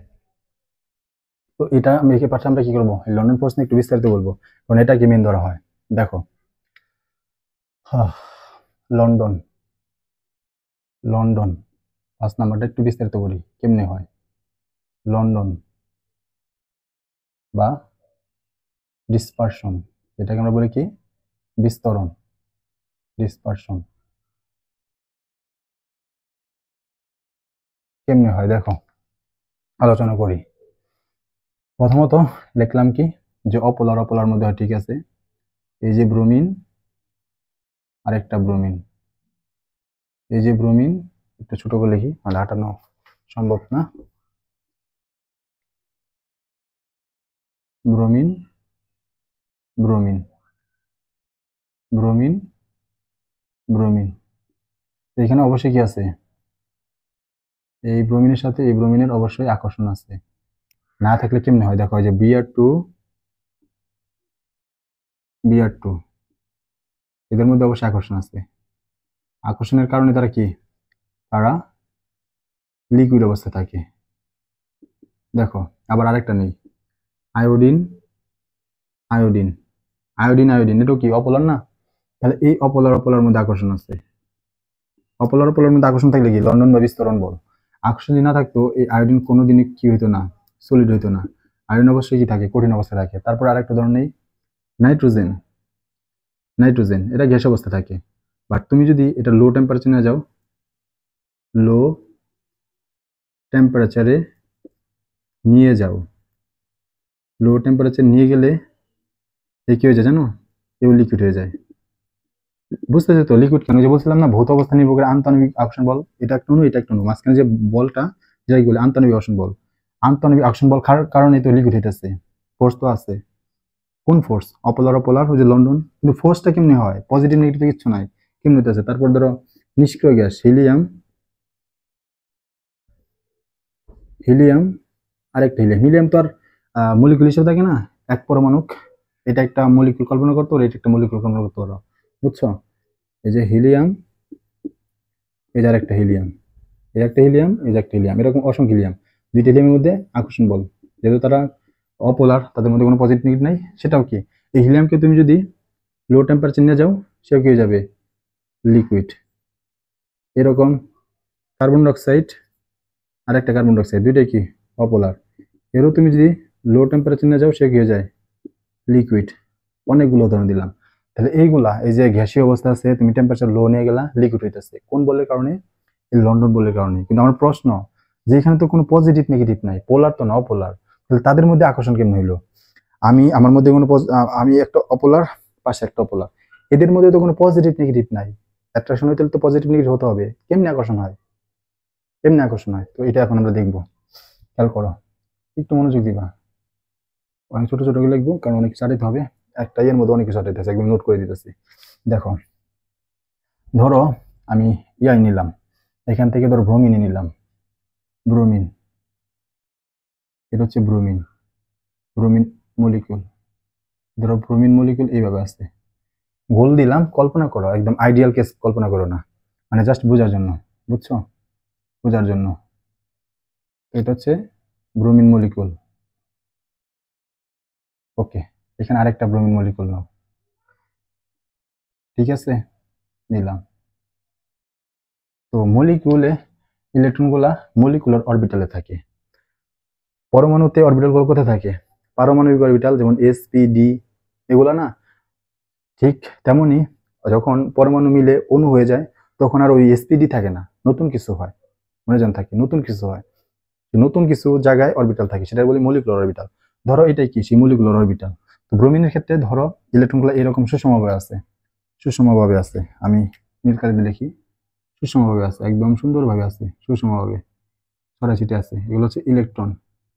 আমি পার্টিকেল দিতেছি, বাট ইলেকট্রন তো পার্টিকেল হিসেবে থাকে না, থাকে কি হিসেবে, ইলেকট্রন থাকে হচ্ছে মেঘের মতো, মেঘ তো বুঝো, যে আকাশে মেঘ, হ্যাঁ, বা তুমি কি করো, পানি ছেড়ে দাও, এক বালতি পানি নিয়ে কি করো, ফিক্কা মারো, দেখো পানি করতেছে, মুভ করতেছে না, ওই ওই রকম মেঘ এরকম কি করতেছে, ঘুরতেছে ঘুরতেছে, মলিকুলার অরবিটালে ঘুরতেছে। এই ব্রোমিনে সেম কাহিনী, বাট এই ব্রোমিনে কি হলো জানো, হঠাৎ করে একই কাহিনী এরকম এখানে ঘুরতেছে ঘুরতেছে ঘুরতেছে, ঘোরার সময় হঠাৎ করে, কোনো কারণ নাই বারণ নাই, হঠাৎ করে কি হইলো, ইলেকট্রন ঘুরতে ঘুরতে ঘুরতে ঘুরতে এই সাইড একদম ধামাইয়া ধুমাইয়া বেশি পরিমাণ ইলেকট্রন বা ইলেকট্রন মেঘ চলে গেল, বুঝছো, এই সাইডে বেশি পরিমাণ চলে গেল, বুঝছো, এই সাইডে বেশি পরিমাণ চলে গেল, আর এই সাইডে অল্প পরিমাণ রইলো। হইতে পারে না, পানি কি করলো, তুমি ফিক্কা দিলা, পানি ফিক্কা দিলা, এক সাইডে বেশি পরিমাণ পানি পড়ে গেল আর আরেক সাইডে পানি কম গেল, তো ওই রকম এই সাইডে ইলেকট্রন মেঘ গুলা বেশি হয়ে গেল, এই সাইডে কম, ইলেকট্রন ঘুরতেছে ঘুরতেছে ঘুরতেছে ঘুরতেছে, হঠাৎ করে এই সাইডে ধাপ করে বেশি পড়ে গেল, এই সাইডে কম পড়ে গেল, এরকম। তাহলে দেখে কি মনে হইতেছে, এই পার্টটা যেহেতু বেশি ইলেকট্রন, তাই আমি এটা বলবো পার্শিয়াল নেগেটিভ, এই পার্ট পোর্শনটা বলবো পার্শিয়াল নেগেটিভ, আর এই পার্টটা যে ইলেকট্রন যেহেতু কম, এই পার্টটা কি বলবো, পার্শিয়াল পজিটিভ। তাহলে এই যে অণুটা পোলার ছিল না, কিন্তু হঠাৎ করে কি হইলো, পোলার সৃষ্টি হইলো, পার্শিয়াল নেগেটিভ পার্শিয়াল পজিটিভ, এটাকে আমরা বলি হঠাৎ ডাইপোল। দেখো, হঠাৎ ডাইপোল সৃষ্টি, হঠাৎ ডাইপোল সৃষ্টি, হঠাৎ ডাইপোল সৃষ্টি।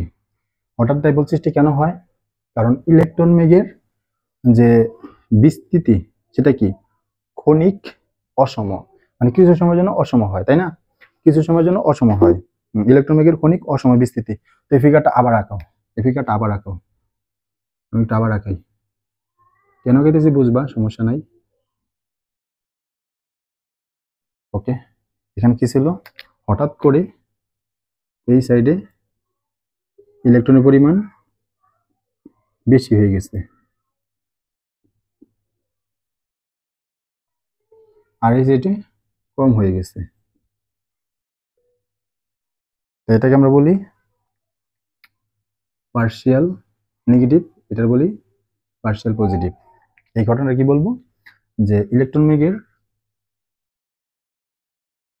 মেঘের ক্ষণিক, মানে হঠাৎ করে অল্প সময়ের জন্য অসম, ক্ষণিক অসম বিস্তৃতি, বিস্তৃতি, যার কারণে এখানে কি হয়, ক্ষণস্থায়ী ডাইপোল, মানে এটা অল্প সময়ের জন্য, এটা এমন না যে অনেক সময় ধরে এরকম এখানে ইলেকট্রন বেশি থাকবে এখানে ইলেকট্রন কম থাকবে, না, কিছু সময়ের জন্য একদম ইনস্ট্যান্ট, অল্প সময়, হঠাৎ ইনস্ট্যান্ট, অল্প হঠাৎ ইনস্ট্যান্ট, হঠাৎ করে কি হয়, এখানে ইলেকট্রন বেশি পড়ে যায় এখানে ইলেকট্রন কম পড়ে যায়, আবার ধাপ করে কি যাবে, আবার সুসময় যাবে। বাট ওই যে কিছু সময়ের জন্য কি হলো, এখানে বেশি ইলেকট্রন এখানে কম ইলেকট্রন, এটা কি হবে, পার্শিয়াল নেগেটিভ পার্শিয়াল পজিটিভ। এটা আমরা বলি কি, ক্ষণস্থায়ী ডাইপোল, ক্ষণস্থায়ী ডাইপোল, ক্ষণস্থায়ী ডাইপোল। এটাকে ইংলিশে কি বলা হবে, ইনস্ট্যান্ট, ইনস্ট্যান্ট ডাইপোল, মাথায় জানা থাকে, যারা ইংলিশ ভার্সন তারা একটু মাথায় রাখো, ক্ষণস্থায়ী ডাইপোল বাংলায় বলা হয় ইনস্ট্যান্ট, বাংলায় বলা হয় ক্ষণস্থায়ী ডাইপোল, ইংলিশে বলা হয় ইনস্ট্যান্ট বা হঠাৎ ডাইপোল। ইনস্ট্যান্ট ডাইপোলকে বাংলায় ক্ষণস্থায়ী ডাইপোল বলতে পারো, হঠাৎ ডাইপোল বলতে পারো। তো এতে করে কি ঘটবে, এই হঠাৎ ডাইপোল হওয়ার কারণে এই যে দেখো এই ব্রোমিনের এই পাশে বেশি ইলেকট্রন পড়ে গেল না, বেশি ইলেকট্রন পড়ার কারণে এই দিক এই ব্রোমিনের যে এইখানে যে ইলেকট্রনগুলো আছে সেই ইলেকট্রন কি করবে, রিপালশন করবে। কারণ এইখানে অনেক ইলেকট্রন, ইলেকট্রন তো নেগেটিভ চার্জ, সে অপর নেগেটিভ কি করবে, বিকর্ষণ করবে না।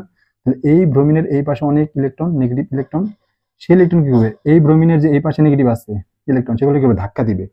ওই ধাক্কায় এই ইলেকট্রনগুলো কি করবে, ওই পিছন দিকে চলে যাবে, পিছন দিকে চলে যাবে। চলে গেলে কি হইতাছে, পরে ঘটনা দেখো তো। এই ধরো ব্রোমিন,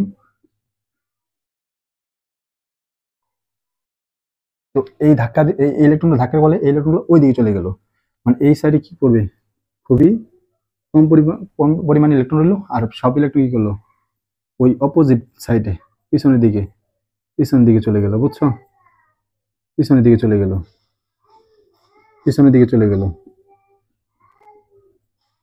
পিছনের দিকে চলে গেল। তো কি করবে, তো দেখি কি মনে হয়, তাহলে এই সাইড ইলেকট্রন কম পড়লো না, এই সাইড ইলেকট্রন কম পড়লো, তাই এটা কি বলবো আমরা, এটাতে আমরা বলবো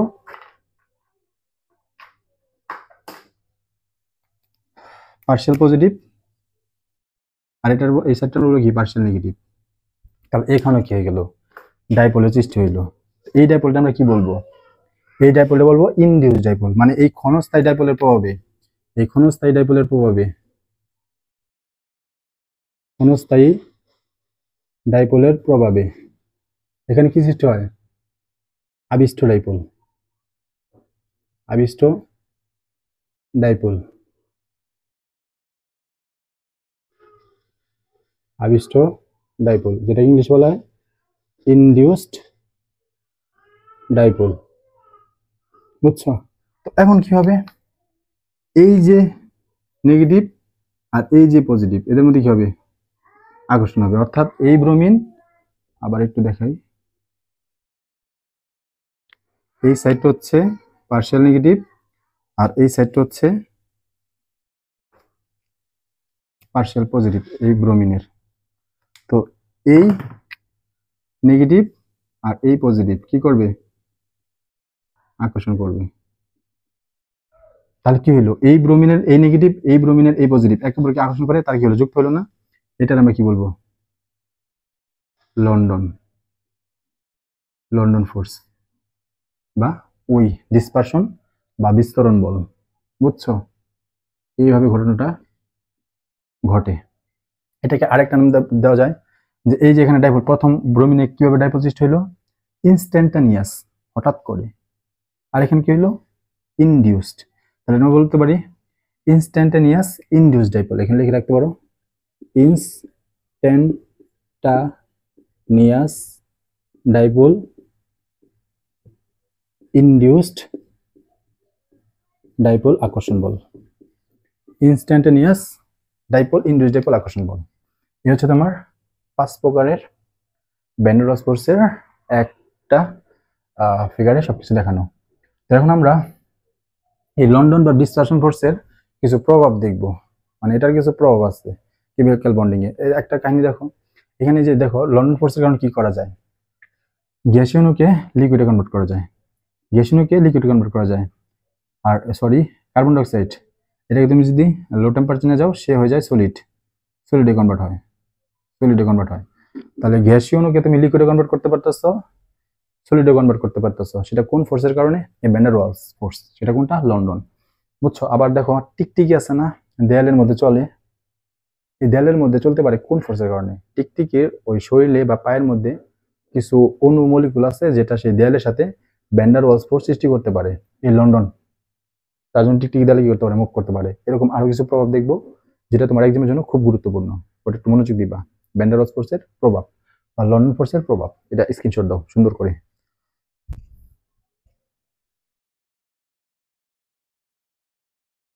এই পার্টটাতে খুবই মনোযোগ দিবা, এটা হচ্ছে ভ্যান ডের ওয়ালস ফোর্সের সব থেকে ইম্পর্টেন্ট পার্ট, ভ্যান ডের ওয়ালস ফোর্সের প্রভাব। তো ভ্যান ডের ওয়ালস ফোর্স বলতে এখানে আমরা মূলত ওই লন্ডন ফোর্সকে বুঝবো, London force, London force.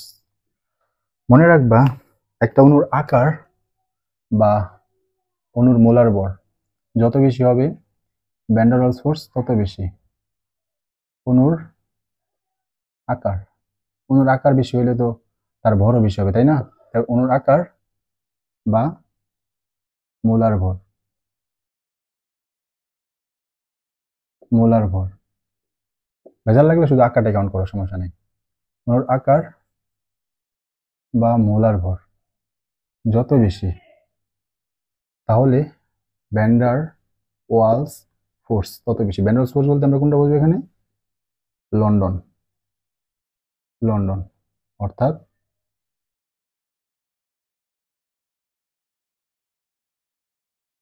London, van der Waals force বা লন্ডন ফোর্স তত বেশি। Okay, van der Waals force বেশি হইলে কি হবে? মেল্টিং পয়েন্ট, বয়লিং পয়েন্ট বেশি হবে, তাই না? লেখো melting point and boiling point, সেটাও কি হবে? সেটাও বেশি হবে। কেন? ধরো এই একটা অণু, এই আরেকটা অণু, এটা হচ্ছে এ অণু, আর এই একটা অণু, এই আরেকটা অণু, এটা হচ্ছে বিবি অণু।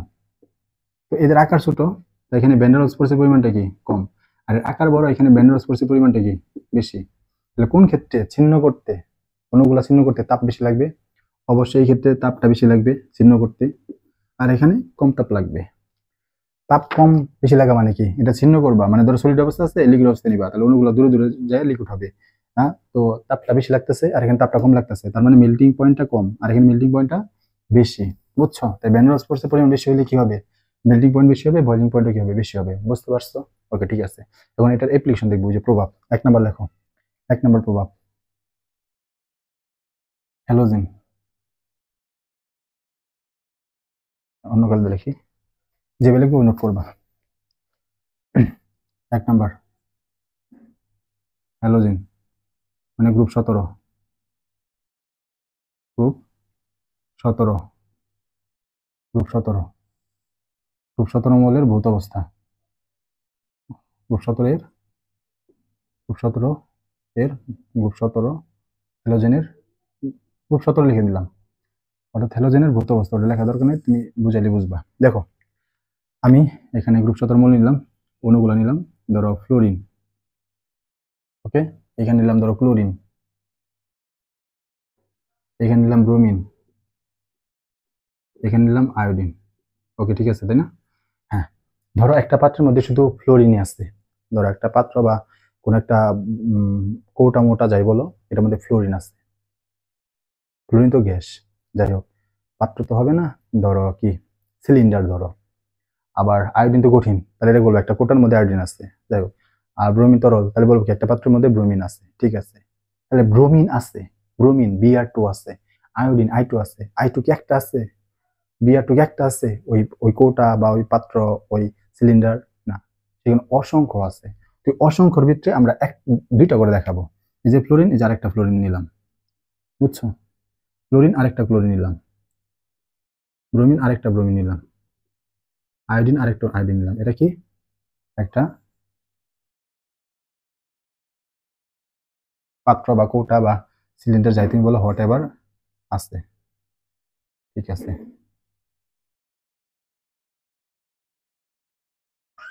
ওকে, ঠিক আছে, নিলাম। এখন খেয়াল করো, এটা প্রত্যেকে কি?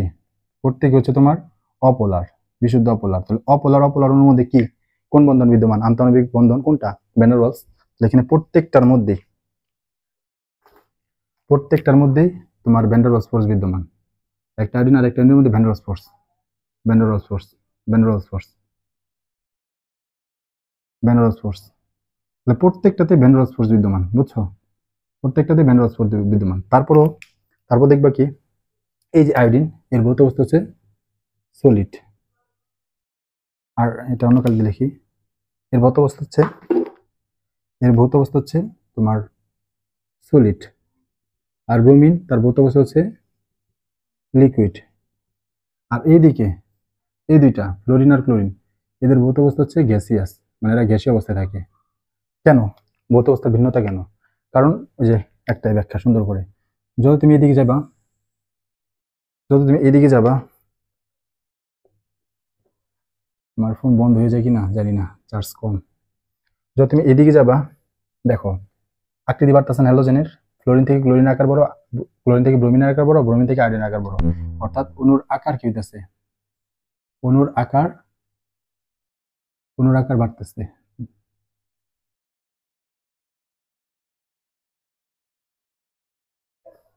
অণুর আকার বাড়তেছে, অণুর আকার বাড়তেছে, ওই অণুর মোলার বড় বাড়তেছে। ঠিক আছে, বাড়লে কি বাড়বে, ভ্যান্ডার ওয়ালস ফোর্সও বাড়বে, ভ্যান্ডার ওয়ালস ফোর্সও বাড়বে।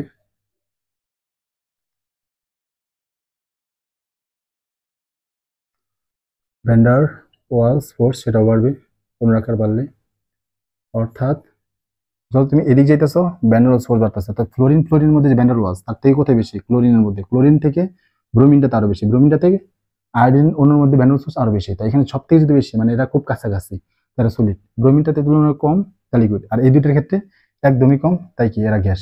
তবে সবথেকে ভালো গ্যাস কোনটা, ফ্লোরিন, কারণ এর আকার সব থেকে ছোট, ভ্যান্ডার ওয়ালস ফোর্স মানে খুবই কম, মানে এরা কি খুবই দুর্বলভাবে আকর্ষিত। এরা সব থেকে ভালো গ্যাস, এটা একটু কম ভালো গ্যাস। এখানে গ্যাসই আছে, ক্লোরিনটা একটু বেশি আর ক্লোরিনটা একটু কম। বুঝতে পারছো? ওকে, ঠিক আছে। তাহলে ভ্যান রস পরিবেশের কারণে কি হয়, ভৌত অবস্থার ভিন্নতা দেখা যায়। বুঝছো? লেজার জন্য ভৌত অবস্থার ভিন্নতা কেন দেখা যায়, কারণ এক একটা অণুতে এক এক ধরনের ভ্যান রস ফোর্স, তাই না? আবার মেল্টিং পয়েন্টে কি হবে, যত তুমি এদিকে যাবা মেল্টিং পয়েন্ট এন্ড বয়লিং পয়েন্টে বেশি হবে। মানে মেল্টিং পয়েন্ট সব থেকে বেশি আয়োডিনের, তারপরে ব্রোমিনের, এরপর সব থেকে কম হচ্ছে ফ্লোরিনের। এটা হচ্ছে ব্যাখ্যা। বুঝছো? ঠিক আছে, এরপর আসো 2 নাম্বার। অনেকগুলো দেখবো, আল্লাহ জানে ভিডিও আছে কিনা।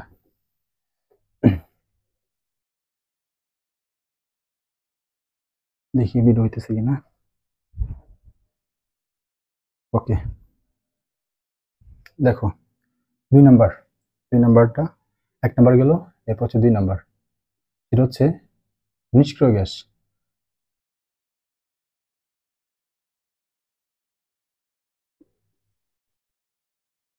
নিষ্ক্রিয় গ্যাস মানে গ্রুপ 18। গ্রুপ 18 এর মেল্টিং পয়েন্ট বয়লিং পয়েন্টের তুলনা করবো আমরা। বুঝছো? কারণ গ্রুপ 18 নিষ্ক্রিয় গ্যাস, এখানে কি বন্ধন বিদ্যমান, ভ্যান ডের ওয়ালস ফোর্স, লন্ডন ফোর্স।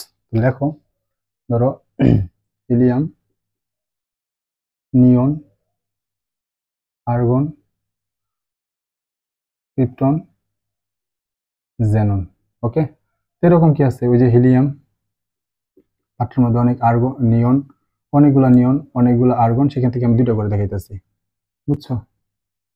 ঠিক আছে, এগুলো একটা পাত্রের মধ্যে আছে।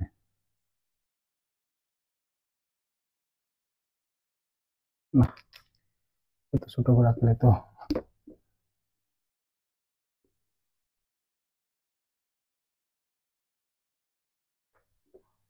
যাই হোক, আমি পাত্র না দেখে একবার দেখে দিই। হ্যাঁ, হিলিয়াম, নিয়ন, আর্গন, ক্রিপ্টন,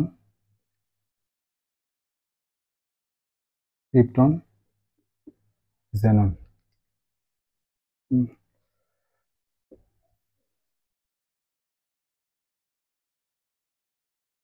হিলিয়াম, নিয়ন, আর্গন, ক্রিপ্টন, জেনন। ঠিক আছে না? এরকম পাত্রের মধ্যে অসংখ্য হিলিয়াম আছে, পাত্রের মধ্যে অসংখ্য নিয়ন আছে, পাত্রের মধ্যে অসংখ্য আর্গন আছে, পাত্রের মধ্যে অসংখ্য ক্রিপ্টন আছে, পাত্রের মধ্যে অসংখ্য জেনন আছে। ওকে,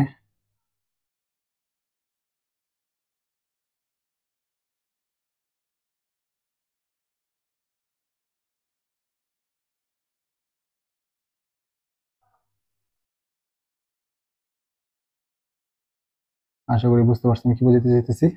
তো এখানে হিলিয়ামের মধ্যে কি আছে, ভ্যান ডের ওয়ালস ফোর্স।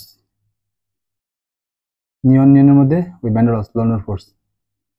আর্গনের মধ্যে ভ্যান ডের ওয়ালস লন্ডন ফোর্স। ক্রিপ্টনের মধ্যে ভ্যান ডের ওয়ালস লন্ডন ফোর্স। জেননের মধ্যে ভ্যান ডের ওয়ালস লন্ডন ফোর্স। এটা কি সেম হবে? সেম হবে না। যত তুমি এদিক যাবা কি হবে জানো? আকার বাড়বে। হিলিয়াম থেকে নিয়নের আকার বড়, নিয়ন থেকে আর্গন, আর্গন থেকে ইলেকট্রন, জেনন বড়। সব থেকে অণুর না বলে আমরা কি বলতে পারি? পরমাণুর বলতে পারি, সমস্যা নেই। এটা তো এক পরমাণু, তাই না? তো আমরা কি বলবো, যত তুমি এদিকে যেতেছো আকার বাড়তেছে, এটা হচ্ছে বড় কথা। আকার বাড়তেছে, আর আকার বাড়লে কি বাড়ে? ভ্যান ডার ওয়ালস ফোর্স বাড়ে। আর ভ্যান ডার ওয়ালস ফোর্স বাড়লে melting point and boiling point ওটা কি পায়? বৃদ্ধি পায়। তার সব থেকে মেল্টিং পয়েন্ট বয়লিং পয়েন্ট কার বেশি? সব থেকে মেল্টিং পয়েন্ট বয়লিং পয়েন্ট বেশি হচ্ছে জেননের, তারপর ক্রিপ্টন, আর সব থেকে কম কার? হিলিয়াম। বুঝতে পারছো? আরেকটা 3 নাম্বার, 3 নাম্বার এটা হচ্ছে গ্রুপ 14 এর হাইড্রাইট। গ্রুপ 14 এর হাইড্রাইট, এটা হচ্ছে সব থেকে ইম্পর্টেন্ট। কয়েকটি স্টার দিলাম, 3টে স্টার। এটা কি? গ্রুপ 14 এর পরমাণু কোনগুলা বলো? Carbon, silicon, germanium, tin, lead, তাই না? পিবি হচ্ছে গ্রুপ 14 এর পরমাণু, তাই না? আবার লিখি, carbon, silicon, germanium, tin, lead, তাই না? এটা হচ্ছে গ্রুপ 14 এর পরমাণু। ঠিক আছে, হাইড্রাইট কি? হাইড্রাইট বলতে এখানে হাইড্রোজেন থাকবে, তার যোজনী সংখ্যক। গ্রুপ 14 সবগুলোর যোজনী কত? 4 করে না? সবগুলোর যোজনী 4, মানে 4টে করে হাইড্রোজেন থাকবে। তাহলে 4টে করে হাইড্রোজেন দাও। H4, H4, এটা হচ্ছে কি? হাইড্রাইট। হাইড্রাইট, ঠিক আছে। এবং এদের মধ্যে আমি কি করব? মেল্টিং পয়েন্ট বয়লিং পয়েন্টের তুলনা করব। তো তুমি যত এদিকে যাবা কি হবে ভাই? ওই আকার, অণুর আকার বাড়তেছে না? যত তুমি এদিক যাবা অণুর আকার বাড়তেছে, অণুর আকার বাড়তেছে। অণুর আকার বাড়লে কি বাড়বে? ভ্যান ডার ওয়ালস ফোর্স বাড়বে, তাই melting point and boiling point বাড়বে। অর্থাৎ সব থেকে মেল্টিং পয়েন্ট বাড়বে, বয়লিং পয়েন্ট কার বেশি? এটার বেশি। বুঝতে পারছো? এখন আমি এটা যদি গ্রাফে আঁকাই, গ্রাফে আঁকায় দেখাই দিই। ধরো এই দিক বরাবর আমি এটা গ্রাফে আঁকাবো। এই গ্রাফটা খুবই গুরুত্বপূর্ণ। দেখো, আমি এই দিক বরাবর মেল্টিং পয়েন্ট বয়লিং পয়েন্ট নিব। মেল্টিং পয়েন্ট, আর অন্য কেউ লিখি, melting point and boiling point নিলাম। আর এদিক বরাবর আমি আকার নিলাম। আকার, আকার বা ভর। ভর বলতে পারমাণবিক ভর, আণবিক ভর, যেটাই হোক প্রশ্নে দেওয়া আছে, দেওয়া থাকবে। তো গ্রাফটা কি হবে জানো? গ্রাফটা এরকম হবে। সবুজ কালারের গ্রাফটা দেখা দিই। গ্রাফটা এরকম হবে, এরকম।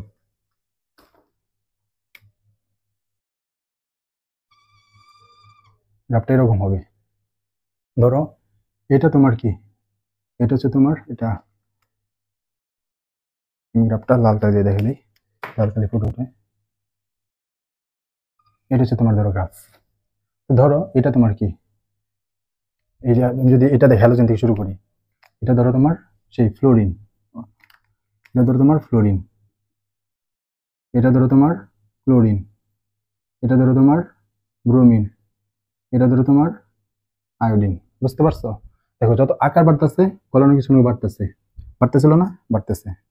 তারপরে এটা ধরো হিলিয়াম, তাহলে এটা কি হবে? নিয়ন, এটা হবে আর্গন, এটা হবে ক্রিপ্টন, এরপরে যেটা থাকবে সেটা কি? জেনন। আবার এটা যদি এই হাইড্রেট নাও তাহলে কি হবে? এই পয়েন্ট হবে মিথেন CH4, এটা হবে তোমার সিলিকন হাইড্রাইট, এটা তোমার জার্মেনিয়াম হাইড্রাইট, এটা তোমার টিন হাইড্রাইট, আর লাস্টেরটা কি হবে? লাস্টেরটা ওটা তোমার PbH4 লেড হাইড্রাইট। দেখো যত তোমার আকার যাতে বাড়তেছে মেল্টিং পয়েন্ট বয়লিং পয়েন্ট বাড়তেছে। এই হচ্ছে গ্রাফ। এই গ্রাফটা থেকে প্রশ্ন আসে। বুঝতে পারছো? ওকে। তারপরে আরেকটা দেখি, 4 নাম্বার দেখবো। 4 নাম্বার এখানে দেখে দিই। 4 নাম্বার দেখো, 4 নাম্বার একদম সহজ। আমি কয়েকটা কম্পাউন্ড নিব। ধরো হচ্ছে অ্যাসিড, সালফার হচ্ছে 8টা হিসেবে থাকে, তারপর হচ্ছে ফসফরাস 4টে হিসেবে থাকে, তারপরে ক্লোরিন 2টা হিসেবে থাকে, এরপর হচ্ছে আর্গন। কি নিলাম? নিলাম হচ্ছে তোমার তৃতীয় শক্তি স্তর, তৃতীয় শক্তি স্তর তৃতীয় পর্যায়ের পি ব্লক মৌলের। দেখো এটা গ্রুপ কত, এটা গ্রুপ কত আমি একটু নিচে দেখি। ধরো 4 নম্বর, এটা হচ্ছে S8, এটা হচ্ছে P4, এটা হচ্ছে Cl2, এটা হচ্ছে আর্গন। এটা কত, এটা হচ্ছে গ্রুপ, এটা গ্রুপ কত, এটা হচ্ছে গ্রুপ 16, এটা গ্রুপ 16। সালফার ফসফরাস, না ওইভাবে না লিখি যাক। দেখো S8P4Cl2 আর্গন, এটা হচ্ছে তৃতীয় শক্তি স্তরের, তাই না? Sulphur phosphorus chlorine argon P ব্লকের তৃতীয় শক্তি স্তরের। এদের মধ্যে মেল্টিং পয়েন্ট বয়লিং পয়েন্টের তুলনা যদি করো সবথেকে কার বেশি হবে?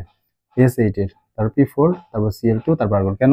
যত তুমি যেতেছো এখানে 8টা সালফার, এর আকার সবথেকে বড় হবে না? এখানে 4টা ফসফরাস, আকার একটু কমবে, এখানে 2টা ক্লোরিন, আকার একটু ছোট হইলো, এখানে একটা। তাহলে যত তুমি এদিকে যেতেছো কি হইতাছে? আকার, অন্যর আকার হ্রাস পাইতেছে, তাই ভ্যান ডার ওয়ালস ফোর্স হ্রাস পাইতেছে। Melting point and boiling point সেটা কি হবে? হ্রাস পাবে। বুঝছো? 5 নম্বর অ্যাপ্লিকেশন লাস্ট, 5 নাম্বার। এটা হচ্ছে দেখো এই যে তোমার P4, হ্যাঁ এই P4, এটা তোমার P4, এটা তোমার হচ্ছে সলিড, এটা সলিড অবস্থায় থাকে, বুঝছো? আর একটু করে লিখি,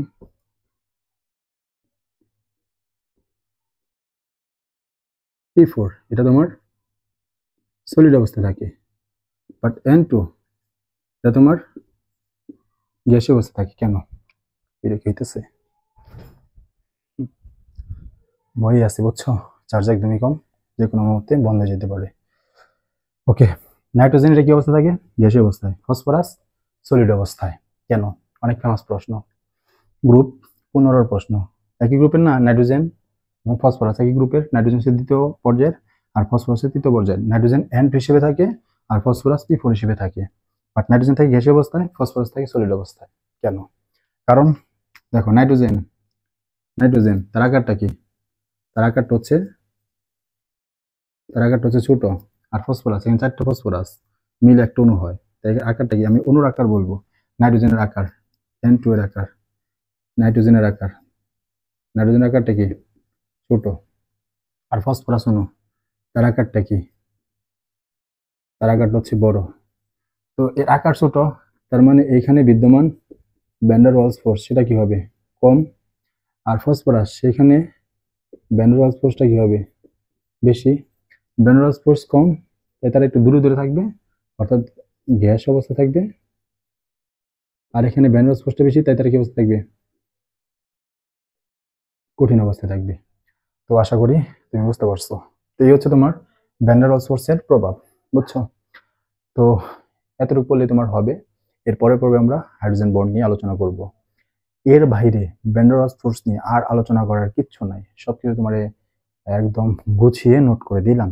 তো কি আর বলবো, আমার ফোন অফ হয়ে গেছিল, ভিডিওর একদম লাস্ট পর্যায়ে এসে ফোন অফ হয়ে গেছে। আমি জানি না, অনেকগুলো কথা বলছি যেগুলো রেকর্ড হয় নাই। তো সমস্যা নাই, আমাদের ক্লাসও শেষ।